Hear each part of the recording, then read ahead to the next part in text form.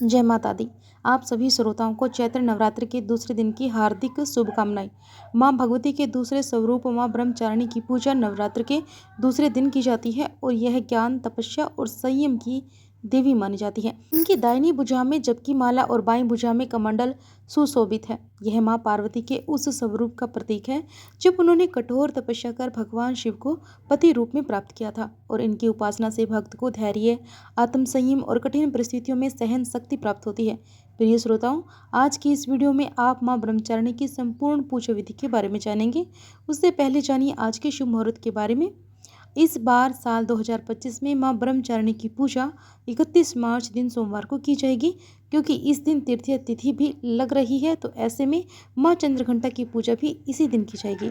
द्वितीय तिथि प्रारंभ होगी 30 मार्च रविवार दोपहर 12:50 से और द्वितीय तिथि समाप्त होगी 31 मार्च सोमवार सुबह 9:11 तक। इसके बाद तृतीय तिथि 31 मार्च सोमवार को सुबह 9:12 से लेकर 1 अप्रैल मंगलवार की सुबह 5:42 तक रहेगी। क्योंकि मंगलवार को सूर्योदय से पहले पहले ही तृतीय तिथि समाप्त हो रही है, इसीलिए द्वितीय और तृतीय की पूजा 31 मार्च दिन सोमवार को ही की जाएगी। 31 मार्च सोमवार को सूर्योदय होगा सुबह 6:23 पर, सूर्यास्त होगा शाम 6:38 पर। इस दिन राहुकाल सुबह 7:30 से लेकर 9 बजे तक रहेगा। अभिजीत मुहूर्त दोपहर 12:06 से लेकर 12:55 तक रहेगा।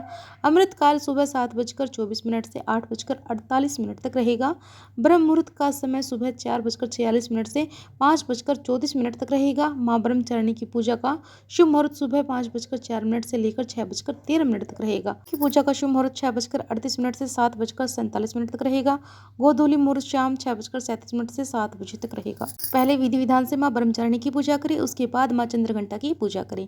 आपको मां चंद्रघंटा की पूजा की विधि और शुभ मुहूर्त और कथा की जानकारी भी हमारे चैनल पर मिल जाएगी। मां ब्रह्मचारिणी की पूजा करने के लिए सुबह जल्दी उठकर स्नान करके साफ स्वच्छ वस्त्र धारण करने चाहिए। मां का प्रिय रंग सफेद और पीला है, तो आज पूजा सामग्री में सफेद और पीले रंग की पूजन सामग्री जरूर रखें। स्वयं भी सफेद या पीले रंग के वस्त्र धारण करके ही मां की पूजा करें। मां का प्रिय भोग दूध से बनी मिठाई, मिश्री और शहद है। मां ब्रह्मचारिणी की पूजा करने के लिए पहले से ही स्थापित चौकी पर विराजित मां प्रतिमा को आप स्नान कराएं, साफ स्वच्छ वस्त्र धारण कराएं, रोली मोली अक्षत अर्पित करें, सुहाग की सामग्री अर्पित करें, धूप दीप जलाएं। इसके बाद दूध से बनी मिठाई या फिर पंचामृत मां को अर्पित करें। ओम देवी ब्रह्मचार्य नमः मंत्र का 108 बार जाप करें। श्री दुर्गा सप्तशती के दूसरे दिन के अध्यायों का पाठ करें। मां ब्रह्मचारिणी की कथा का पाठ या फिर श्रवण करें। सबसे अंत में कपूर जलाकर मां ब्रह्मचारिणी की आरती उतारें। 9 वर्ष से कम उम्र की कन्याओं को आप सात्विक भोजन करा सकते हैं।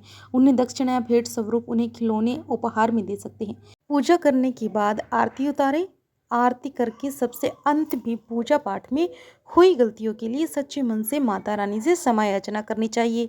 फिर दिन भर यदि उपवास रखना हो तो उपवास रख लीजिए और शाम को भी विधि विधान से मां ब्रह्मचारिणी की पूजा करनी चाहिए। शाम की पूजा करने से मानसिक शांति और आध्यात्मिक उन्नति प्राप्त होती है। शाम की पूजा में शुद्ध घी का दीपक जलाएं।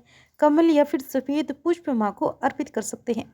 ब्रह्मचारिणी भगवान शिव की पत्नी देवी पार्वती का ही एक स्वरूप है। जब मां पार्वती को ज्ञात हुआ कि वे पिछले जन्म में सती थी और उन्होंने भगवान शिव को ही पति रूप में पाने का संकल्प लिया था, तो उन्होंने कठिन तपस्या की और उन्होंने हजारों वर्षों तक निर्जल और निराहार रहकर तपस्या की।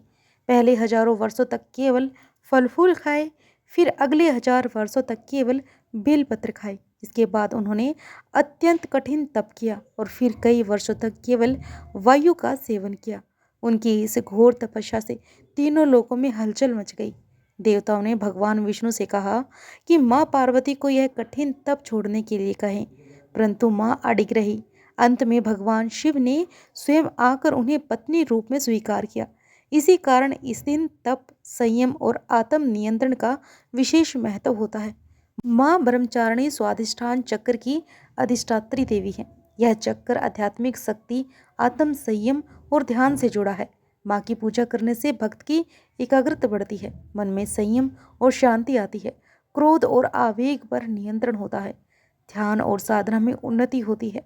मां ब्रह्मचारिणी का यह स्वरूप हमें सिखाता है कि सफलता के लिए संयम और धैर्य आवश्यक है।